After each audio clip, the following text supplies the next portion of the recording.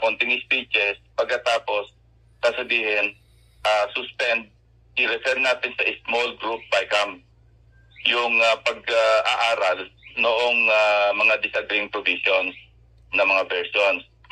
At pag sinabing small group BICAM, dalawang tao lang yon, yung Finance Committee Chairman ng Senate at saka yung Appropriations Committee Chairman ng House. So halos hindi na rin monitor. Although sa amin sa Senado, natatandaan ko, sinasangguni rin sa amin sa mga miyembro ng BICAM yung mga nagdi-disagree na mga provisions. Nag-ugat itong 26.7 billion kasi nga hindi na malaya ng mga senador.